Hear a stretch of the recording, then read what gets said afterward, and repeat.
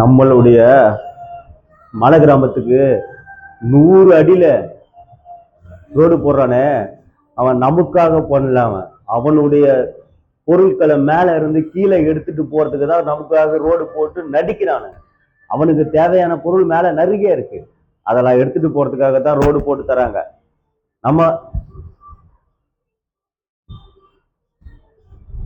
நம்ம மண்வளத்தை விட்டு நம்ம துறத்துக்காக அவனுங்க பிளான் பண்றானுங்க.